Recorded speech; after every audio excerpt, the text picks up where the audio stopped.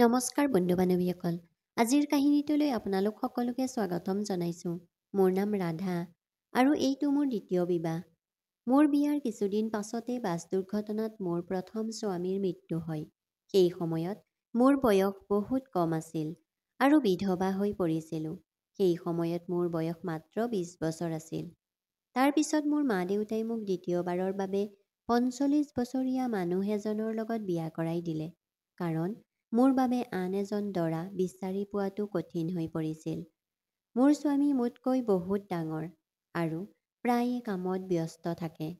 ঘৰলৈ আহি তেওঁ প্ৰায়ে ভাগৰুৱা হৈ শুই যায়। তেওঁৰ বয়সৰ বাবে যিটো মোৰ প্ৰাপ্য সুখ, মই সেই সুখ পোৱা নাছিলোঁ।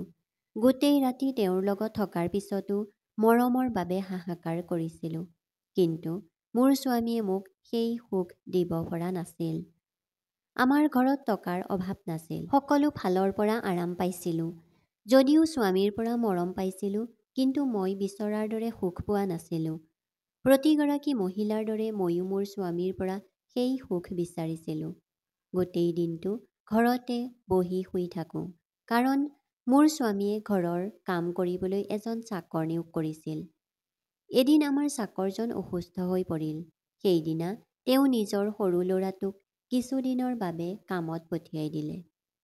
ঠিক পিছদিনা তেওঁৰ ল'ৰাটো আমাৰ ঘৰলৈ আহিল আৰু মই তাক দেখাৰ লগে লগে তাৰ ফালে চাই থাকিলোঁ।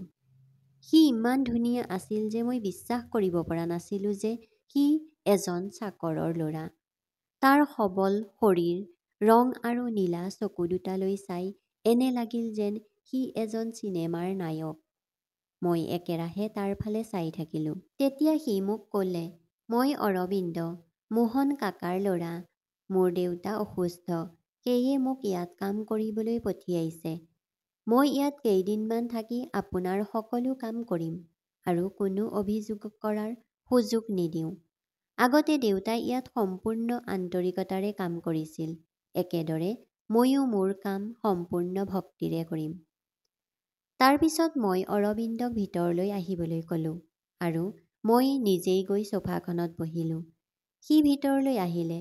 মই তাক সুধিলোঁ, "তোমাৰ নাম কি আৰু কি কৰা? আগতে কি কৰিছিলা? আগতে ক'ৰবাত কাম কৰিছা নেকি? আৰু কাম কৰিব জানা নেকি?" তেতিয়া ডেকাজনে মোক ক'লে, "মেডাম, মই এইমাত্ৰ ক'লোঁ, মোৰ নাম অৰবিন্দ আৰু যিমান দূৰ কামৰ কথা, মেডাম, মই ঘৰৰ সকলো কাম ভালকৈ কৰিব পাৰোঁ।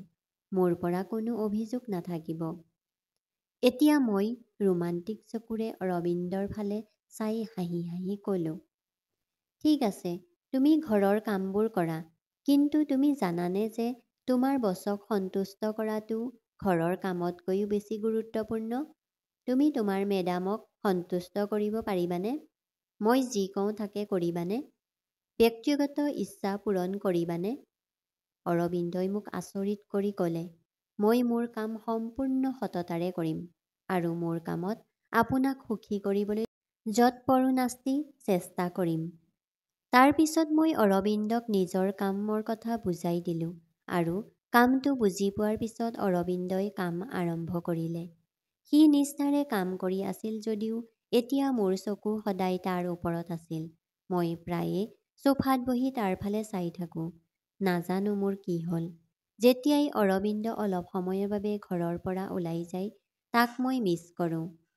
মই তাক বহুত ভাল পাবলৈ আৰম্ভ কৰিছিলোঁ আৰু এতিয়া মোৰ তাৰ ওচৰলৈ যোৱাৰ হেঁপাহ এটা আহিল। মই বিচাৰিছিলোঁ অৰবিন্দে মোৰ শাৰীৰিক প্ৰয়োজনীয়তাও পূৰণ কৰক। তাক দেখাৰ পিছৰে পৰা মোৰ দিনটো শান্তিৰে ভৰি পৰিছে আৰু ৰাতি টোপনি হেৰুৱাইছিলোঁ। এদিন মোৰ স্বামী কামৰ বাবে বিদেশলৈ যাবলগীয়া হ'ল, কিন্তু তেওঁৰ বৰ খং উঠিল। মই তেওঁক সুধিলোঁ, তেওঁ কিয় খং কৰিছে?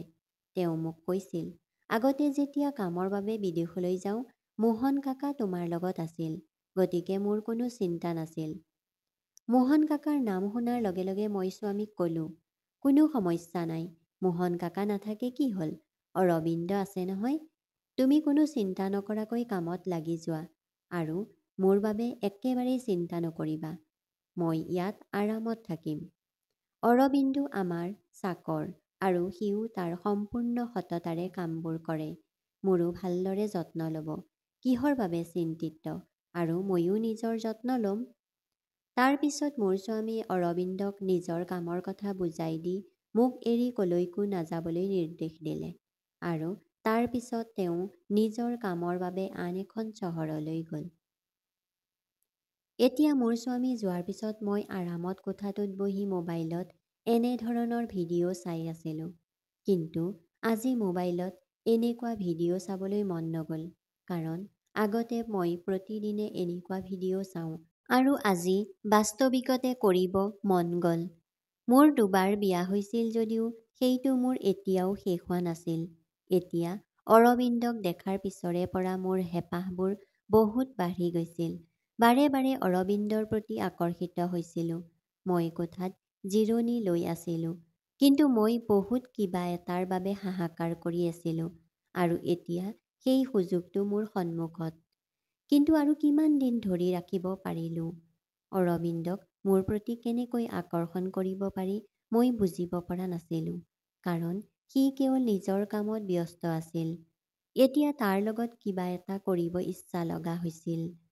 গতিকে তাৰ সন্মুখত বৰ টান কাপোৰ পিন্ধো তাক আকৰ্ষণ কৰিবলৈ। কেতিয়াবা মই তাৰ সন্মুখত ছিংগল কাপোৰ পিন্ধি আহিছিলোঁ, কিন্তু সি তথাপিও মোৰ প্ৰতি গুৰুত্ব নিদিলে। এতিয়া মোৰ অস্থিৰতা বাঢ়ি আহিছিল। মই মাত্ৰ তাৰ ফালে চাই থাকিলোঁ। অৰবিন্দক কেনেকৈ পতিয়ন নিয়াব পাৰি মই বুজিব পৰা নাছিলোঁ। মই জোৰকৈ তাৰ ওপৰত উঠিব বিচৰা নাছিলোঁ। মই বিচাৰিছিলোঁ সি মোক অন্তৰেৰে ভাল পাওক, কিন্তু সেয়া হৈ থকা নাছিল। এতিয়া মোৰ হৃদয় আৰু মন কেৱল অৰবিন্দৰ চিন্তাত নিমগ্ন হৈ পৰিছিল।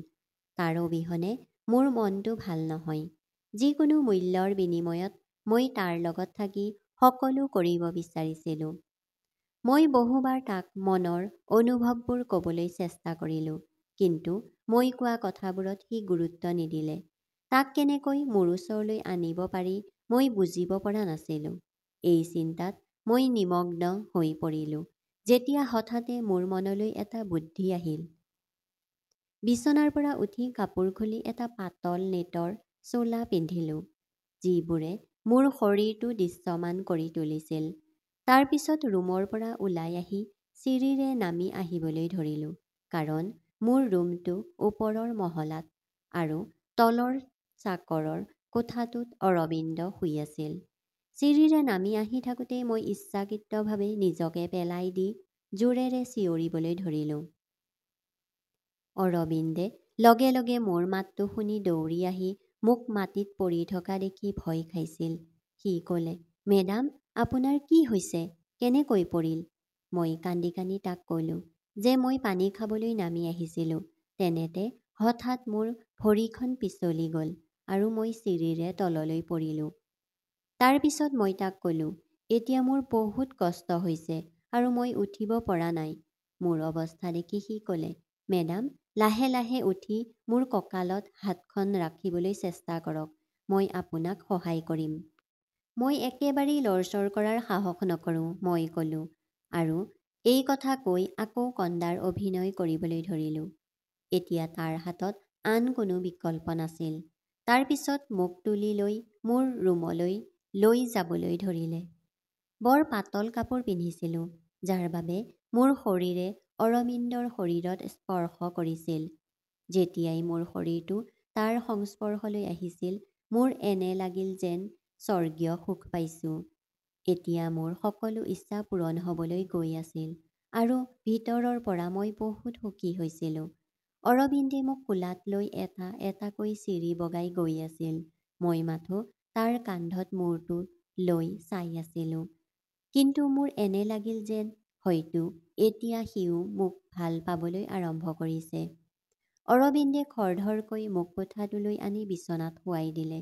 সি মোক বিচনাত শুৱাই দিলে, কিন্তু মোৰ পৰা সি আঁতৰি যাবলৈ মোৰ ভয় লাগিল। খৰধৰকৈ তাৰ শ্বাৰ্টটোত ধৰি মোৰ ফালে টানি আনিলোঁ আৰু ক'লোঁ, "অৰবিন্দ, মোক এৰি নাযাবা। মই তোমাৰ অবিহনে জীয়াই থাকিব নোৱাৰোঁ। তোমাৰ পৰা আঁতৰি থাকি মোৰ ইমান বেদনা লাগে, তুমি মোৰ কষ্ট দেখা নাইনে?" কিন্তু এইবাৰ সি মোৰ কথাত গুৰুত্ব নিদিলে। সি কেৱল ক'লে, "মেডাম, আপুনি জিৰণি লওক। মই এতিয়াই ডাক্তৰক ফোন কৰিম। আৰু এই কথা কৈ সি কোঠাটোৰ পৰা ওলাই আহিল। প্ৰায় ২ ঘণ্টাৰ পিছত অৰবিন্দ ঘৰলৈ উভতি আহিল আৰু তাৰ লগত এগৰাকী মহিলা আৰু ডাক্তৰ আহিল। ডাক্তৰে মোক চেক কৰি ক'লে, তুমি মাত্ৰ অলপ দুখ পাইছা, বাকী সকলো ঠিকেই আছে। মই ৩ দিনৰ বাবে ঔষধ দিছোঁ, তুমি খাই জিৰণি লোৱা। কেইদিনমানৰ পিছত ভাল পাবা। ডাক্তৰ যোৱাৰ পাছত মই অৰবিন্দক সুধিলোঁ, এই মহিলাজনী কোন হয়? তেতিয়া সি ক'লে, মেডাম, এই মোৰ পত্নী আৰু আপোনাক বৰ ভালদৰে তাই যত্ন ল'ব।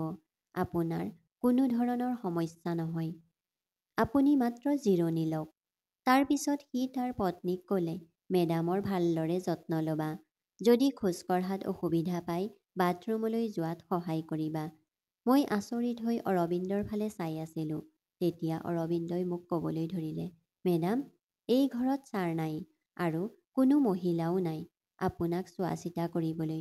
গতিকে মই মোৰ পত্নীক ইয়ালৈ মাতিলোঁ, যাতে তাই আপোনাৰ যত্ন ল'ব পাৰে।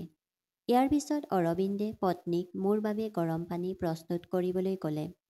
অৰবিন্দৰ পত্নী যোৱাৰ পাছত অৰবিন্দই মোক ক'লে, মেডাম, আমি দুখীয়া মানুহ, কিন্তু আমি নিজৰ সীমাৰ ভিতৰত কেনেকৈ জীয়াই থাকিব লাগে ভালকৈ জানো। মই এজন বিবাহিত মানুহ আৰু মোৰ পত্নীক কেতিয়াও প্ৰতাৰণা কৰিব নোৱাৰোঁ। আপোনালোক ধনী মানুহ আৰু আপোনাৰ আনক প্ৰতাৰণা কৰাৰ অভ্যাস আছে। এই কথা কৈ অৰবিন্দ ইয়াৰ পৰা গুচি গ'ল। তাৰ পিছত অৰবিন্দৰ পত্নীয়ে মোৰ যত্ন ল'বলৈ ধৰিলে। অৰবিন্দই ঘৰৰ কাম কৰে আৰু তেওঁৰ পত্নীয়ে মোৰ যত্ন লয়। অৰবিন্দৰ কথাত মই বহুত লাজ পালোঁ আৰু নিজকে সলনি কৰি ঘৰত স্বামী থকাৰ সময়ত তেওঁক গুৰুত্ব দি তেওঁৰ লগত সময় অতিবাহিত কৰিব ধৰিলোঁ। বন্ধু বান্ধৱীসকল, কাহিনীটো শুনি ভাল পালে লাইক কৰিব, শ্বেয়াৰ কৰিব আৰু চেনেলটো ছাবস্ক্ৰাইব কৰিব। এইখিনিতে এটা অনুৰোধ, আপোনালোকে যদি আপোনালোকৰ কাহিনী প্ৰত্যক্ষ বা পৰোক্ষভাৱে শুনাব বিচাৰে তেন্তে আমাক যোগাযোগ কৰিব পাৰে। ধন্যবাদ।